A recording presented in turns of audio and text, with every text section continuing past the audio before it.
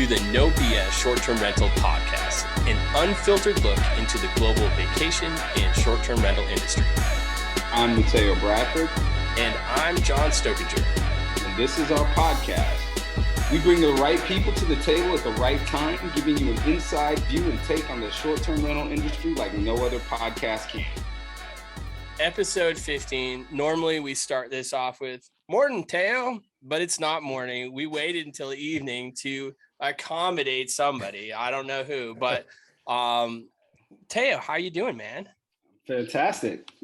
Another beautiful, hot day in Atlanta, hot Atlanta. Out here sweating my head off. So, fantastic. How are you? It was humid here, man. I mean, as you could see, sun's out, guns out. Well, we got to talk about your tank top at some point in time. I think it's going to be super interesting. So if people haven't been watching the YouTube channel or watching the video, they have to watch this now because you have to see John's tank top. And honestly, I think that's actually the first time I've seen your full tattoo sleeve thing. Yeah, I got a little bit going on. A little bit. See what happens when you go on vacation? It's a whole new you. It's a workcation, but not work. I'm a demo in the kitchen. Did the laundry room earlier, but it's need to be done. Happy wife, happy life. Not mad at you, brother. And 3 years. 3 years. Hey, this kitchen needs to be a priority, and now we're prioritizing it. And I'm exhausted. Man, you've been putting in work. I saw the pictures. That's you're better than me because I'd be like, oh man, these contractors are horrible. I'm like, who can we get to do this kitchen for us? But no, that's awesome, man. 3 years into it, I can't wait to see what it looks like. I'm excited, and Misty's excited too. So it's gonna be good when it's all said and done. But yeah, we did accommodate, and I'll let you go ahead and introduce our guest today. I'm stoked. I'm honored to have a good friend, someone I consider my brother, a mentor, someone I've learned so much about this industry and just enjoy life lessons with. My good friend, my brother, Cliff Johnson. Thank you, Mateo. They're so happy to have you. For those of you who, I'm not even going to say for those of you who don't know Cliff. Most people, know who Cliff Johnson is. Now, at what stage you know Cliff Johnson might be a different story. But Cliff Johnson, the co-founder of Vacasa, the mind behind the brilliant products that Rented has put out around their wonderful revenue management tools, and the most recent addition to the Realtor.com family. Who's doing some pretty exciting things. So I don't want to steal his thunder. I'm going to let him kind of talk about where he is now, what he's doing. Because I know you, John, also got is Cliff's leaving the industry? He's going to Realtor. So the best thing that we can do to kill all that noise is let Cliff tell the story for himself. Thanks for joining us, man. Thanks for coming on, Cliff. Yeah, miss you, man. No, thanks for having me. It's a pleasure to be here. And Mateo, how much I have a hard time with compliments, but thanks for all those. And definitely right back at you. I've learned a ton from you and continue to all the time. And it's interesting. I mean, there's so many fun things happening in the vacation rental world. And I had this really interesting opportunity, thanks to co-founding Vacasa and launching that and growing that. I've been fortunate to get a lot of opportunities come through over the years, and I never had one tempting enough to leave the vacation rental world that I love. But this was a really unique one where I get to really run a startup within a really large company with great resources and talent in Realtor.com. And so I'm really working with a great team to build the new construction side of the business from the ground up. And so what that means is really we're working with builders all over the country and working on improving the builder experience, how to get their listings onto Realtor.com, but then also working on the consumer side. And so it's an area that's kind of a scary thing for a lot of consumers to think about buying a new home. For whatever reason, it's just less common that people think they can afford it or even understand the process for buying a new home versus buying an existing home. And so it's something that I've been diving deep in, over the past month and learning a ton. And there's so many parallels between vacation rental management and builders. There's this deep local expertise that builders have about their markets, about their communities they work in. The same is true on the vacation rental manager side. And I think the areas where I'm going to be able to really help them are similar to, what we were able to do in vacation rentals, where it's looking at tech stack, what are they doing now? How can we help improve that? Looking at the data, like what kind of data do they need to make better decisions? And those are things that, right now I'm definitely soaking up as much knowledge as I can, learning on that side, but looking forward to help deliver more of those solutions and really bringing it into bringing the two areas, this new area that I'm learning, bringing along the vacation rental side and thinking about how to integrate vacation rentals onto some of these large real estate platforms. And Realtor.com's original, started in 1996, has always partnered closely with brokers and agents, and that connection is still deeply there. And so looking at, how do we work with all sorts of partners to just deliver a better consumer experience. And one of the things that really resonated with me, I got to meet the CEO, David Doctorow, early on in my interview process. And he's just very purpose-driven leader and sees the Realtor.com platform as an opportunity to help people find their first home in an easier way that's less painful, less scary. How do they get their mortgage? How do they qualify for a mortgage? How do we make sure that people can move from becoming a renter to a homeowner in a seamless process? And as part of that, we're very committed to fair housing specifically. So looking at how do we make sure that people have fair access to housing? And so there's a lot of really fun and exciting things going on. And I hope to come back maybe 6 months, a year from now and talk about some of the cool things we've done. But a lot of those are in the works right now. Yeah, for sure. Tell me, Cliff, right now, so you're in Realtor.com. You have obviously there's some big competitors out there. Are those competitors that you are, Realtor.com is the original, but there's Zillow and all these other ones that are out there.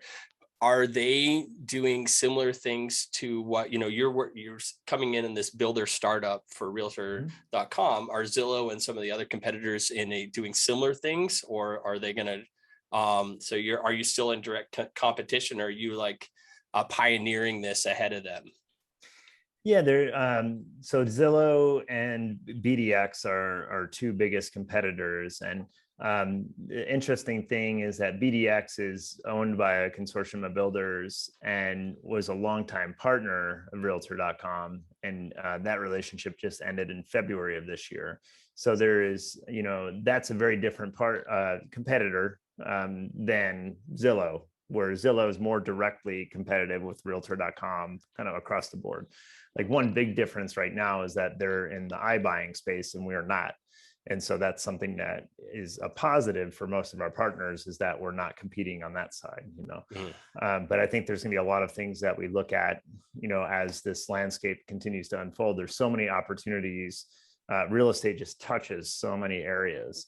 And so if you look at the potential for us to grow rentals or grow the mortgage side and all these different areas that are so integrated with real estate buying and selling, I think there's a lot of room to improve across the board. And so this is, I think, whoever delivers the best consumer experience for buyers, sellers, tenants, landlords, all the categories, in my case, builders and home buyers and agents and brokers that work with them.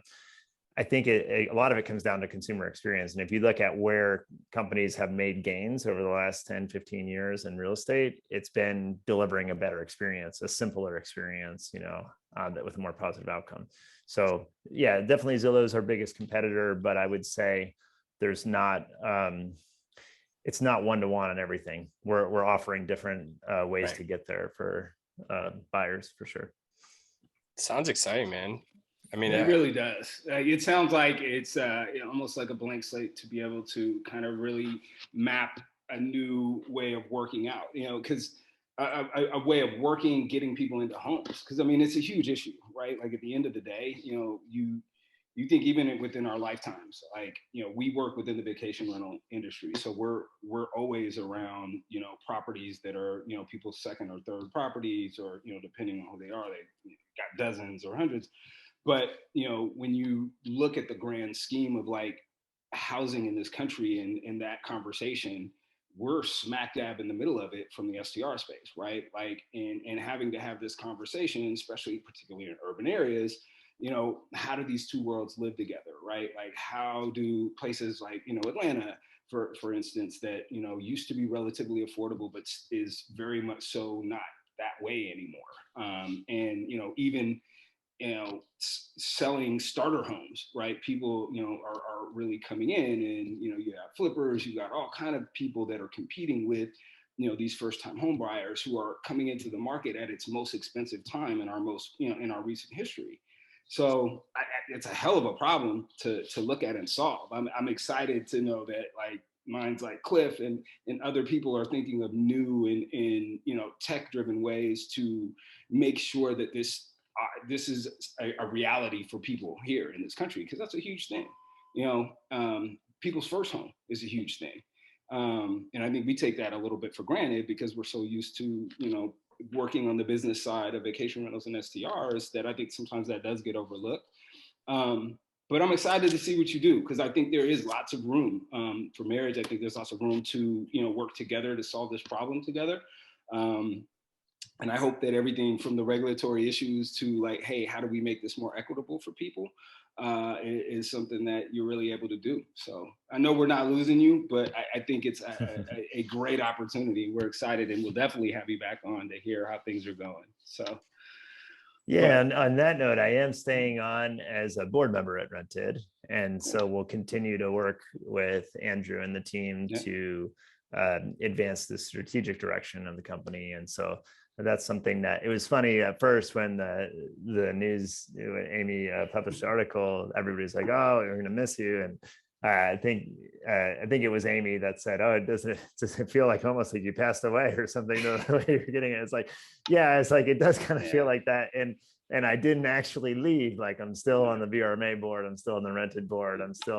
I'm going to be working in the industry, just not in a full-time capacity. And so it's something that I think that the knowledge I'm gaining at realtor.com is only going to enhance my ability to help the industry. And especially when it comes to the regulatory side and like having a different lens on affordable housing, which is an issue that's like very near and dear to me. Probably not everybody knows this. I'm going to tell you, you know it quite well, but I mean, I grew up a lower middle class family, like definitely figuring out things month to month, and I didn't own a home until I was 32. So I never had the means to be able to do it. I lived in places where it was completely unaffordable. I lived in Boston. I lived in Denver, which actually seems like it was really cheap looking back on it, and I should have bought a home there, but I couldn't, and then as I went to like San Francisco and then even in Portland, it took me a while, and Portland became a really hot market, so it was like ahead of the curve for a bit. So I mean, I feel the pain of people that are feeling like they can't get that first property or even like find an affordable rental. And in our industry, I think, we see the other side of that, which is we depend on a lot of really great team members, particularly housekeepers, to work in the markets and to take care of these homes that people enjoy. And we've got to think about their quality of life. And are we providing a living wage? Are we providing adequate housing? And what are we doing for that? I think on the regulatory front, there's just often a mismatch with the understanding of regulators that, oh, it's the vacation rentals that are taking affordable housing up, when in reality, a lot of these homes are, 500K or above at a minimum in most of these markets. And just removing that from the market alone doesn't solve the problem. A lot of it is like, is there the adequate housing stock in the market and accessibility to that housing stock? It's inventory. It's terrible. It's taking these homes, another side of it is taking these homes that are affordable and then throwing a bunch of money into it. And now, that $150,000 home is now a $400,000 home, just like that. And, or the just, neighborhoods changing from, once being affordable, the gentrification, and now it's a whole different neighborhood. And, just 2 years ago, it was, it was affordable. I mean, it's a huge issue. And we're seeing it all over on both sides. I'm lucky enough I was thinking about it while you're talking, and this is our fourth or fifth home we've owned. But I grew up also, lower, middle class. And then when I joined the Army, and then I used like a little bit of savings. I bought a $30,000 home. Is when we got out of the Army, and that's how we got started. And we flipped it. We made 15,000, and then we bought a little bit bigger home. And then every time we've made smart decisions, and and now we're in a pretty nice home, but it took a while. But our first home, we bought, I think it was 2024, but it was only 30,000.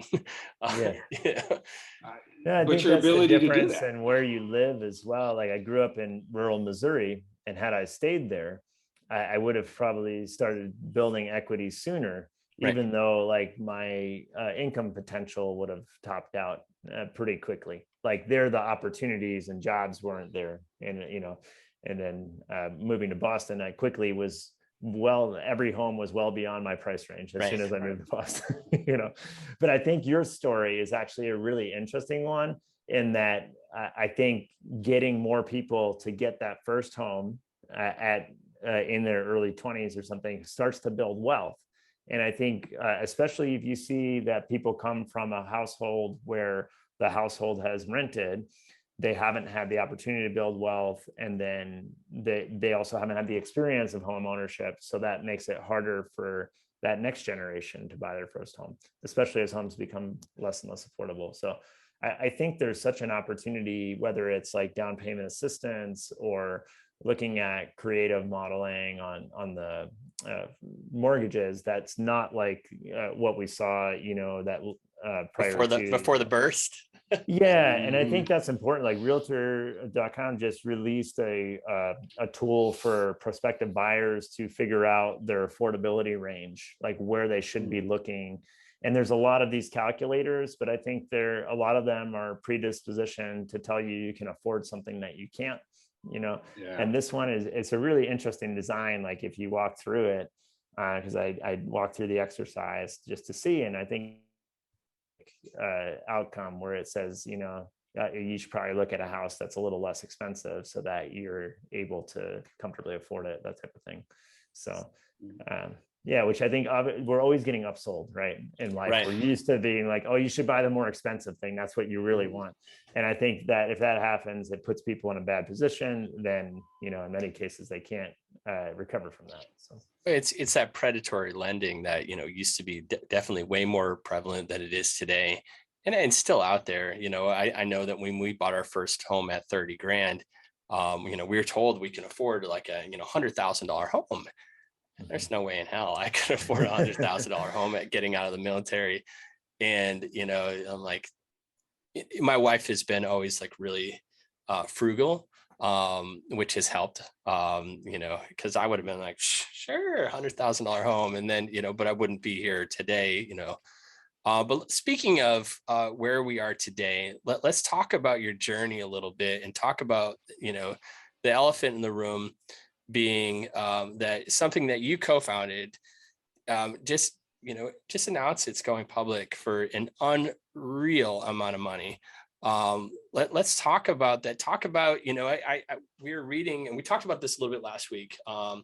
We had Will Slickers on, and we were talking about this coming out, and we mentioned the post that you made, and you were thanking everybody, and then you had to stop because you missed, because LinkedIn only allowed you to thank so many people.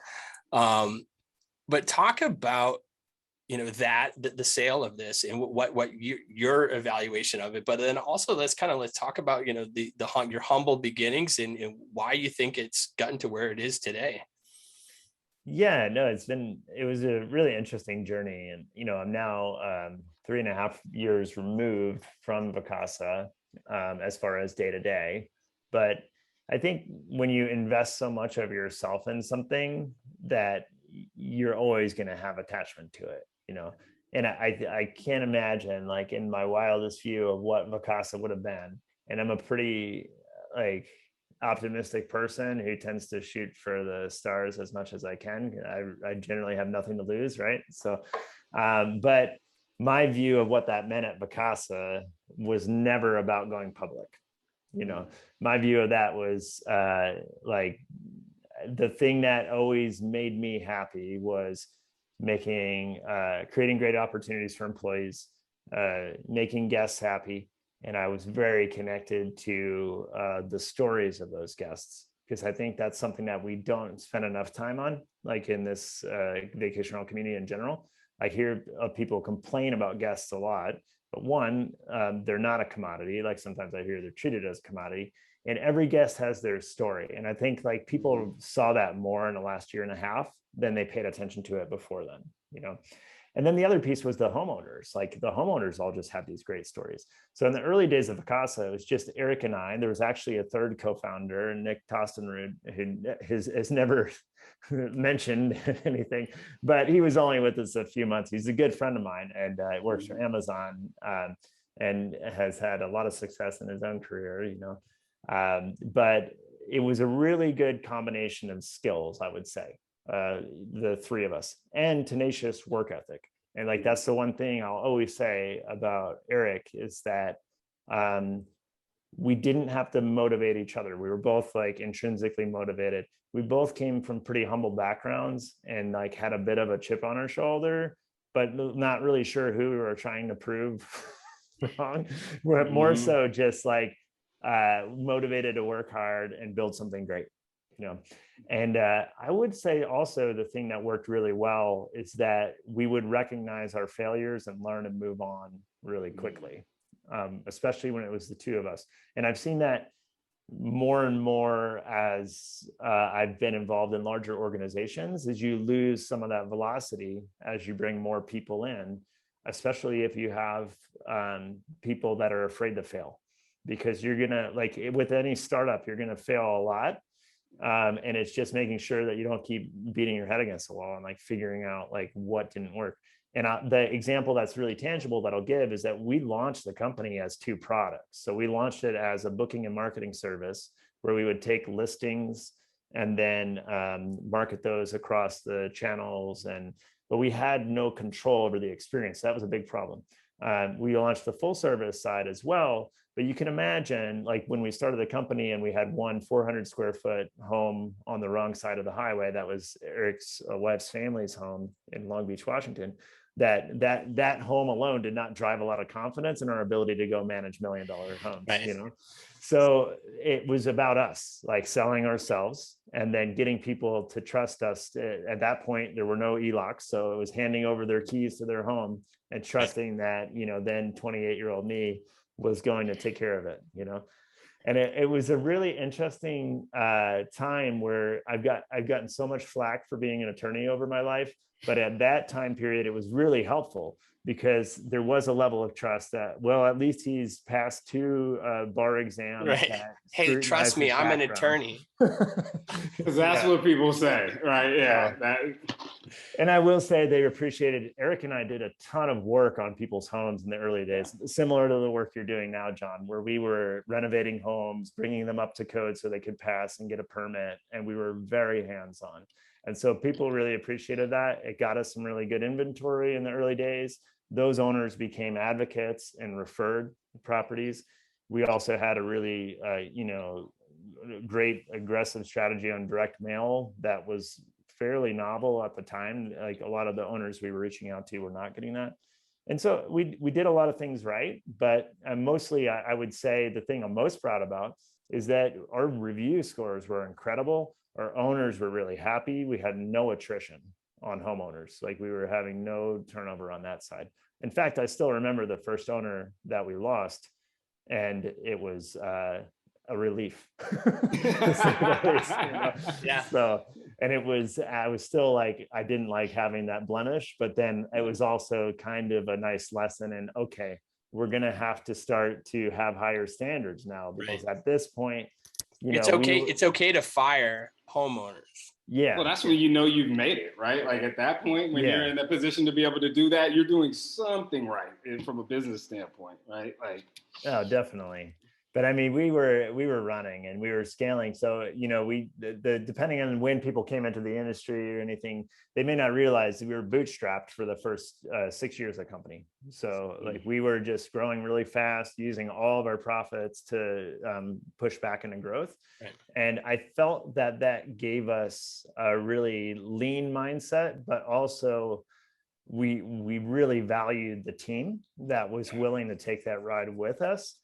And that's my, I would say the biggest challenge I have with Vacasa is I feel like we lost some of that culture as we started taking outside funding. And then as soon as you take that outside funding, like you have stakeholders where their primary concern is how do we optimize margins, et cetera, but I think the interesting thing looking back on it was that we had to work with what we had in those early years. So I think we definitely optimized performance quite well on that. But there's also like breaking points, like at scale. And I talk a lot about like, getting to 20 properties, then you kind of have a real business. And it's not properties as I've gotten longer to the industry or whatever, like it's really about revenue. So, I mean, you could have 5 homes that are doing 100,000, or you could have 20 homes that are doing 100,000. Like it's easier to have the 5, right. Like 20 homes that are doing 100,000, you're probably like going nuts trying to service like really low dollar reservations.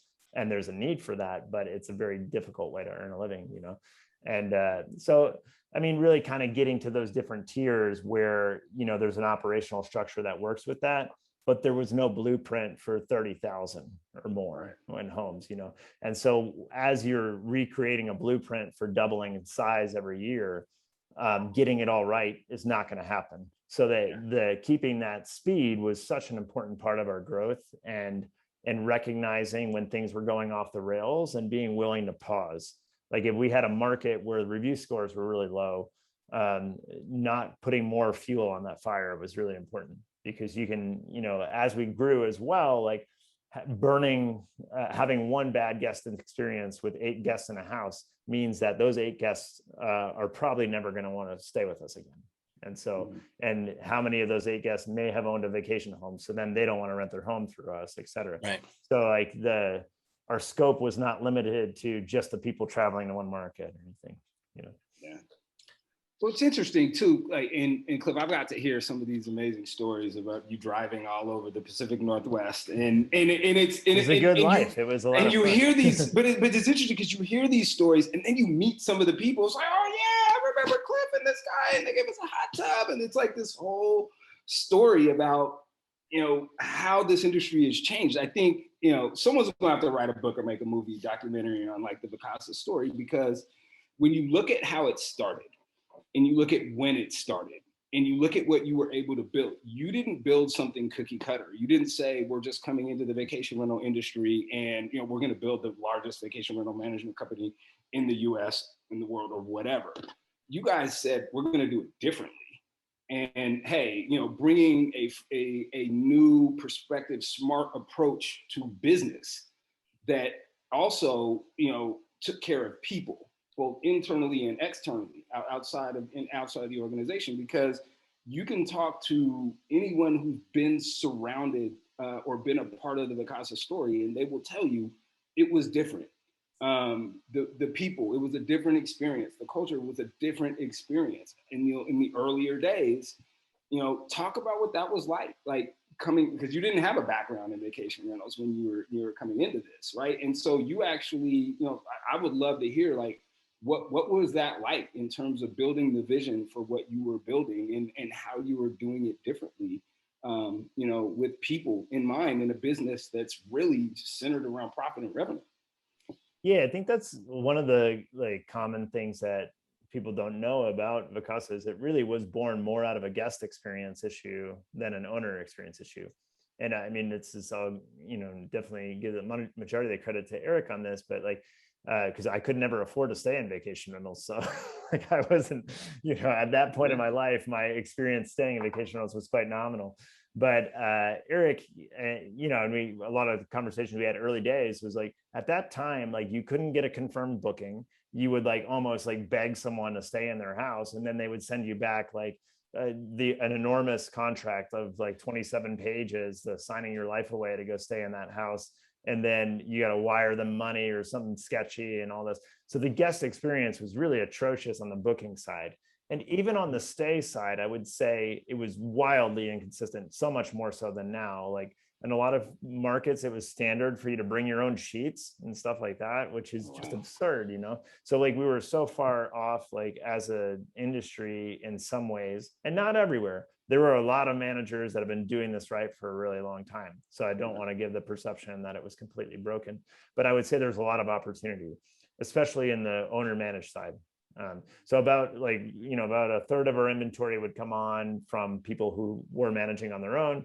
About a third would be other professional managers, usually on the lower half in terms of the quality of their service, And then we brought in a lot of new inventory because we were able to gain the trust of people who otherwise, just for whatever reason, didn't trust the options that were out there, And, but yeah, those early days, it was so much about what happened on the ground and those relationships. And I would say, for me, I like the thing that I think helped me the most was having just a high degree of empathy. I was thinking about like what it's like to be a contractor, maintenance person in these markets, and how they probably are dealing with a lot of wealthy people that don't really pay them very fast, or will call them and want them to go fix toilets at midnight all the time and stuff like that. And so like having that degree of empathy and trying to like pay people fast, take really good care of people. And I would clean alongside my housekeepers, or if there was like a guest that was being a jerk to one of my housekeepers, I would take that off of their plate. And so would my team, like as we built that out. And so just creating a culture of support, I think was really critical. And then paying fair value. Like we had a $12 an hour company minimum wage back in 2009, when a lot of people in business were taking advantage of the recession and the fact that there was a lot more labor available than there were jobs at that time. We tried to take the opposite approach and did like 401k match from the beginning, added benefits as fast as we could on top of that, and tried to keep pay really competitive. Now, in some cases, like we had to help people do the math as well, because it was like they were used to getting paid cash or something like that, and so didn't want to switch to become W-2 employees. And so, we had to do a lot of work, and like some people had established companies, so we had to be very flexible. And like I ended up kind of using a phrase over and over at Vacasa where we had like standardized flexibility. So like we would have our standards of how we wanted to do things, but then when somebody didn't want to do that, and they were a valuable team member or a valuable person to have on there, we would consider the why and like make an adjustment, and then make that part of our menu of options that we would work with. So like on contractor side, for example, you could be a contractor, but you have to be a legitimate contractor. We're not just going to let you be an unlicensed person getting paid cash again, So it was, and that was probably my legal side too, but we tried to do things by the book from the beginning. And on the regulatory front as well, like whether we needed to be a licensed broker in the state or not, whether what the process was for getting vacation rentals licensed. And one of my favorite things on that front was that I became friends with the Tillamook County permit inspector. And so she was so happy that we actually followed the rules and would get the permits that people would come in and like fail for the third time. She's like, you should really just work with us. We'll just get it done for you, and you'll stop failing your inspection or whatever. But that's awesome. Yeah. Cliff, I got two questions for you, and I'm hoping to get some unique answers that not every podcast is asking. Now, number one question is looking back and coming from that, lower middle class family, when did you know that, holy shit, I made it? or we made it? Like when was that? Like, and you know, there was that aha moment when you're like, fuck yeah, it happened. I felt it was like I always felt it was a greater responsibility, I would say. And like, so for me personally, there was a level of comfort, probably was 2013 when I was able to buy a house. Like that was a pretty distinct moment, because I did not make very much money up until that point. Even then, I still wasn't making that much. Right. Like I abandoned a law career, which was pretty like clear, like how much I was going to make and what stages I would make more and all that. But it wasn't fulfilling for me, right? So I knew I didn't want to keep doing that. If I was going to stay in law, I was going to start my own law firm, and that was going to be a challenge too. You know, you start from the ground up there. But yeah, I would say right around that point was when I felt that, you know, we had something special on our hands. But it also started to feel like, I mean, there was a time period, like I would say, like after we took outside investment, where it started to feel like our ability to keep that culture alive and it was slipping. And it was something I kept trying to work with, you know.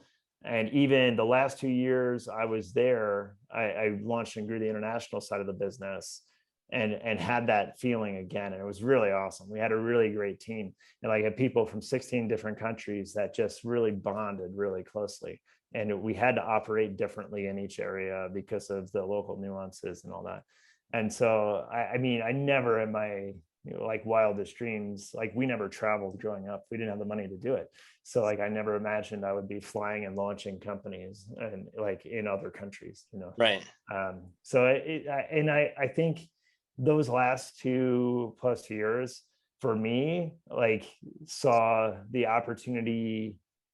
Like the areas I always get sentimental are like on the housekeeper stories, where like maybe somebody was struggling to make it, and we were able to give them that lifeline, you know. And those were really cool, powerful stories. Internationally, it was a different level. Like we would have housekeepers that were like homeless when we started working with them, and their whole family was, and the little bit of money they were making doing whatever they were was going to take care of like the people in their family where there's no social safety net. Place like Nicaragua, for example, is like where this was. And we were able to like change that within a month, like to get somebody, you know. And it's just the dollar goes a lot further.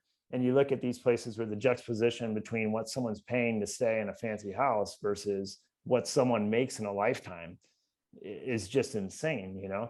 And so I still very strongly believe that vacation rentals and travel, like more generally, can be a vehicle for positive change in these cultures, as long as it's led from that culture, like not forced upon them.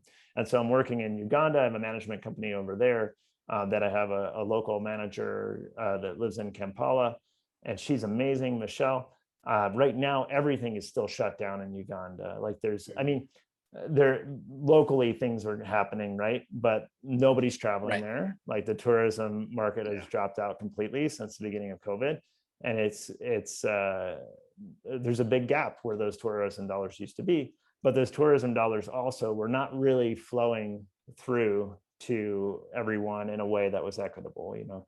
And so I think looking for ways to make sure that our industry is a positive force for change in these communities, and not just internationally, but also looking at like what are the biggest challenges in the communities that we work in for the local citizens there. How do we help them? So it's not just about what we can extract from that area, or how can we give back? Yeah. And so that was always at the core of what we did early days in Vacasa. And I feel like it's really hard to maintain that when a company grows. So that's something I always push for. And there's a lot of friends I have that still work there, and I'm always kind of planting seeds. But those seeds are infectious, though. Like, let's be very clear. Cliff said, like, I'm planting seeds, like, but those seeds go deep and grow strong roots. And I think you both can appreciate it, because I actually look at you both the same in this space, right? Where you see your values come through your actions, right? Like your values turn into verbs. And, you know, you look at last year, what happened, you know, with the industry, and who was the heavily, the most affected, you know, heavily through the pandemic, was the housekeepers. Cliff and a group of others got together and put together an amazing event and campaign to help them out immediately. Like that's not just saying, oh, this is nice to do and this is great and we care about these people, but that's actually, you know, being able to put that into action and knowing that you can actually do something to change these people's lives, even little things. And so, like, and John, you do the same thing with the art projects and the food projects. Like, both of you, you know, I think we all gel really well because we believe in the actions of what we're supposed to do, not just what we talk about. And so, like, that's why I love you both. So, by the way, but you know, and you know, being able to work with Cliff and actually see that in action and see those people. Like, I used to, like, when I came into the industry, Vacasa was, you know, already rolling and running, and, you know, you would hear, oh, Vacasa's gobbling up all these companies everywhere. And so when Cliff came to Rented, like, I remember one of our first calls together was like somewhere in Southern California, and we were talking to this guy about his properties in like Newport or something like that. And literally like 15 minutes into the call, he's like, so Vacasa still buying property management companies? We're trying to get out of this business. And Cliff, I know you're, this is what you do. And you're just like, whoa. You're just like, this is what it turns into. And so, you know, spending time with Cliff and hearing the humble beginnings and seeing, you know, how the companies just grow and scale, like, it's fascinating, right? To see what these organisms and organizations become, right? Versus what they started. But I think one of the things, Cliff, and, you know, I would say this, is you know, you have been gone for a couple of years, but your DNA and fingerprints are all over that organization. Just talk to anyone from Vacasa. Seriously, yeah, it's I think it's and this is like, at this stage in my career, I'm like very interested in paying it forward. I feel like just very fortunate as well. I mean, a lot of people work really hard, right? But there's also a lot of luck involved, and like be in the right place, right time with the right group of people. And I think that I'm particularly interested now in spending my time with people that like two things. Like, one, there's a social purpose, a greater purpose behind what they're doing, like in that they're not just doing something so they can make a bunch of money. That's not inspiring to me. I have limited time. I'm rather spend my time with my kids than trying to help somebody else make more money just to make money. Right. And so there's that. The other is like instilling confidence in people that don't think that they could be entrepreneurs, because I think some of the best entrepreneurs are really humble and like have a hard time believing that they can run a company. Like, in fact, I saw that a lot at Vacasa, where we would have just superstar performers that had a big dream, but were afraid to pursue it, you know? And so whether that's like anywhere I stop, you know, and work for a company, I'm always like more interested in helping support that individual become the best version of themselves, like whatever that means to them, as opposed to just preaching loyalty to the company. I think, you know, obviously you want people to be like, I don't want people to feign agreement or interest in what they're doing. I want them to truly be passionate about it. And if there's not, I want to figure out what it is. Like the test I used to have with our local ops teams at Vacasa is like, do you feel comfortable wearing your t-shirt around town, or do you feel ashamed? And if you feel ashamed, we need to fix that. Like you shouldn't feel like we're doing something in your community that's embarrassing to you, you know? And that's a very minimal standard, right? But right. I loved when we could get to that point of pride where they felt like, oh, they wanted to promote it, and like we're really excited about what we were doing and felt like we were helping their community, you know. That's a great just way to look at it too. And it's interesting because going into a community, you know, and slinging whatever I've been slinging in this space, you know, and I go into like, you know, any community, and you know, and you see the Vacasas and the Turnkeys, which now are the same company, and you be like, and then the local managers are like, oh, those are who were, you know, like the more local homegrown, you know, management companies are, oh yeah, we're up against the Vacasas and the Turnkeys, you know. So you can kind of see where, like, are you embarrassed to be wearing this t-shirt or this, you know, this polo with a, you know, our logo on it? And see, I think that's a great, you know, simplistic example for sure. Yeah, but you have to have the environment where they feel comfortable saying that they are, right? Right. And so, I mean, that's relationships. That's where, like, for me, even my interview style with people, if I don't get to a point where we have like some type of personal connection, I haven't done my job well, because they don't trust me enough, and it's sometimes hard to do that in 30 minutes, or if you're limiting interviews to that time. Right. And I was famous for going long on interviews at Vacasa and like hogging conference rooms, because I feel like that's a very important time and opportunity in that person's life. And I want to give them the time of day to have that opportunity. And I saw a lot in my career. It was like, people are nervous at first, like and you don't always get the real person, good or bad. Like the best salespeople can fool you into thinking that they're going to be great to work with, but then, like, if you don't get to the real thing, and like a clue that I'll put out there, like if anybody interviews with me, if you start trashing your former employer, that's generally not a good thing, Right. It's like, because it speaks a lot about like, oh, this thing happened to me, as opposed to like, here's how I overcame like some challenges or something, like, because I always look at it as, you can complain about something, but it's either so bad that you should get out of that situation, or it's something that you should try to positively affect in the other direction. And I can't help it, but I'm always trying to do the latter, because I'm like, oh, I can't just be comfortable knowing this thing is existing in a way that just doesn't sit right with me. That's interesting though, because it goes back to something I heard you say earlier, which I think is also interesting about corporate culture, just culture in the workplace, right? And being able to have failure as a positive, right? And to, look at failure as a valued part of culture, because I think all of these things kind of go together, right? Like, the people, it's like dating in the interview, right? Like everyone puts their best face on and tells everybody what they think they want to hear, regardless of how nervous they are, and that rolls into the culture, right? Everyone's always trying to put their best foot forward at the expense of kind of, hey, well, where's the real candor here? Like, this didn't go well, like, and do you have a community or a culture in your organization to where people can be honest? To call out your podcast, like, how do you get to the no BS? And right. I think there's not one way to do that, right? Like, it's different for every person. Right. Absolutely. Right. And that's why, and that goes to, and I work for, everyone knows I work for TravelNet, and I sell track software, and they allow me to be me, and they have no problems with me doing this no bullshit short-term rental podcast. And I can, like, I have a really, really, really, really, really, really long leash, and there's a trust in there, that's been established, and they know that I'm always putting my best foot forward, and I know that this it's reciprocated, and I couldn't be happier to be able to.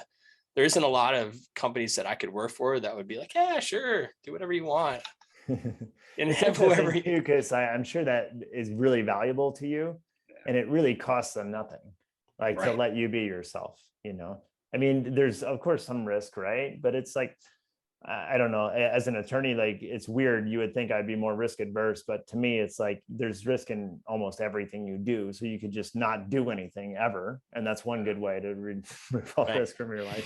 Or you could just be smart about it, and like hire the people who you trust, build relationships with you trust.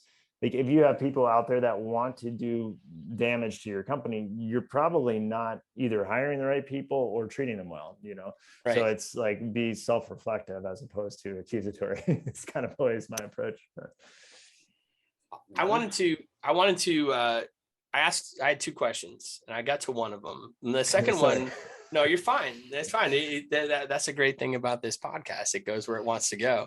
But I didn't forget that I did say I had two. My second question is, and you can kind of answer it either way you want. It's more of a negative. Like, what is your biggest regret? And this is in business sense, not necessarily, life. That's a long list. or what was your biggest fuck up? Like, what was the thing that you look back on and you're like, damn, like why? Oh, yeah. No, I mean, I do screw things up a lot.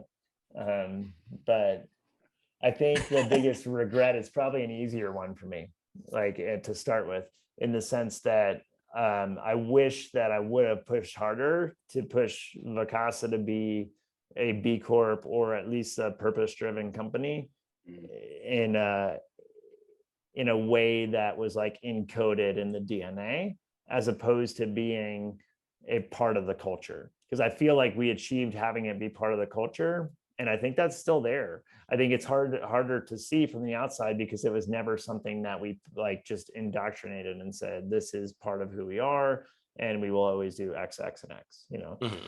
And I think because it was happening organically, it didn't feel like we needed to do it. And then it was too late. And right. So I think that's like when I'm working with entrepreneurs that have that purpose-driven sense now, I say, get it in there early and help it make your decisions for you, so that you're not then later trying to fit it in with something, you know, that's gone off in a different direction. And so that's that side. I mean, geez, like as far as screwing up, I have a funny one where I had a perfect housekeeping score for several years that I had some pride in, right? But then I had a back-to-back on a pretty large house in the Oregon coast, and you know, where I had 5 hours to clean. It was like, it's called the Stairway to Heaven. And I used to talk to the owner, Marius Boardcrash, a lot. So I should give him a call. He'd get a kick out of this stuff. But and I did a really good job, but I left a sock in one of the bunk beds somehow. I got it stuck in like the laundry, didn't see it. And so I got a 4-star on that because the guest said, oh, there was a sock in one of the bunk beds, you know, and like they obviously thought we just didn't wash it. But right. You know. Anyway, so that was one of my mistakes. That was a pretty mild one in terms of consequences, you know. Otherwise, like in the business sense, I mean, my biggest thing is like organization. Mateo can attest to this. Like, it's not my strength. And so that would be the area. I love to experiment, and sometimes I don't document as well as I should for the next person who has to deal with that. And so I'm sure that you would have more than a few people at Vacasa said, oh, I had to clean this thing up because Cliff didn't write it the right way or something like that, you know. And but I think that kind of comes back to, there's two sides to that. It's like in that standardized flexibility mindset of like, you can try to get everyone to fit in your view of the world, or you can adapt. But then the part I have to work really hard on is making sure when I adapt that I finish outlining that process and what needs to change and who it impacts and all that. Especially as the organization gets larger, that gets harder to think about all the downstream impacts of one decision might make, you know. Yeah. Amazing. I thank you. I appreciate you, you know, speaking up and you know, letting us know what your the positives and the negatives. What, you know, I mean, speaking of, you know, looking at where you know, this evaluation and where Vacasa is today, are you, I know you wish it might have taken a few different turns, and you've been out for over 3 years now, but yeah, like, are you still proud? Is there pride there? I mean, are you? Oh, yeah. No, definitely. I mean, it's something that it's just amazing to see what it's become. And I think it's more positive than negative. Like, I still have these feelings. And I think the sense in the industry sometimes is like, oh, it's big, so it's bad, right? Yeah. But I think had Vacasa not filled this gap, I do think someone else would have. Absolutely. Right? And I think it could have been with a lot less heart, you know? Yep. And so that's not to excuse the things that they do that are not good, but I think there's a lot of great people there that care deeply about doing the right thing. And I think that shows in a lot of the execution. So, I mean, I think that's the interesting thing about any large company is like, there's just so many opportunities to fail. The bigger you get, like, and especially when we think about, I used to tell the team this all the time, is that we're equivalent, like as we would grow, we would have X number of people in the homes. And I'd say we now have the equivalent of like the city of San Francisco staying in our homes spread out across the world. The odds all these people are sane and wonderful is not high. Right. You know, so there's going to be some crazy shit that's going to happen today for sure. And like, we've got to be prepared how to handle it, make sure that we, especially whoever takes the brunt of it, that we're there for them so it doesn't ruin their day. And most of the time, sadly, that's the housekeeper. Like the housekeepers are the ones that show up to the shit, like what went wrong in that reservation, or the guest shows up early and is a jerk or whatever, like they get the most unpredictable situations. We had one that had a giant pig that was in a house. Like you never know what you're going to encounter as a housekeeper. Giant pig, large dog, same thing, right? It's okay. Mini horse.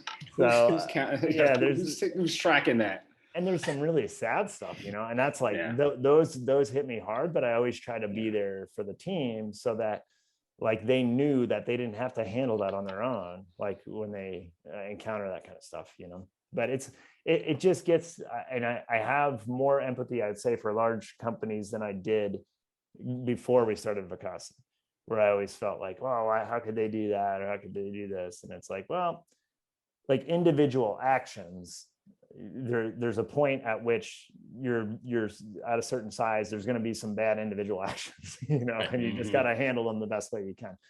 Culture is a different thing. And I do think like that's where any company, it doesn't matter how big you are, there's bad small companies and bad large companies. And it's always constant work to make sure that, situations change and you just have to be there and be able to adapt. Awesome. Do you, we need to kind of wrap this podcast up, but do you have any last words of wisdom, anything you'd like, this isn't your funeral. You're still on the board, the rented board. You're still on the VRMA board. Are we going to see you in San Antonio? Yeah, no, that's the goal, plan, and hope as of now. I think obviously we have world events that may change plans for all of us, but hopefully things trend in a positive direction, and I'm able to. It'd be so wonderful, I really miss that like culmination event, and they just like some of my best experiences have been at these VRMA internationals and some of those conferences. So I'm really excited to see everybody. Good. Well, anything last words for us? No, thanks for the time. This is a lot of fun. I will say, like, I'm always willing to help people out, like that are just getting started, especially is kind of my favorite, just to like, it's easier to start and get things going on the right foot than it is to fix it later, Right. So just deal with it now. And especially like integrating a purpose, and whether that's tying into the community or something else. And I'm seeing more and more companies do that now, which is really exciting for me personally, just to see more purpose-driven vacation rental companies. Yeah. Awesome, man. It's been awesome having you on. I appreciate it. It's been nice catching up. It's been a little while. Oh yeah. I know Mateo's your boy. You guys are hanging out and you guys are look, I miss Cliff. I tell everybody all the time, Mickey's here in Atlanta now too. And I'm like, Cliff's not here. He's like, it's like sad. So I'm always Mateo was like the only person I saw other than my family, like during COVID. So he was definitely like Mateo and I had a great bond down there. So I definitely miss seeing him in person down in Atlanta, but hoping to get some more face time. Man, look, if it locks down again, I'm just coming up to Vermont to quarantine. So I'm just, if we lock down again, I'm coming up to Vermont. You always have a place to go. In the wagon. Yeah, we're just going to. That's good. Thanks, man. Appreciate you. All right. Thank you both. It's been fun.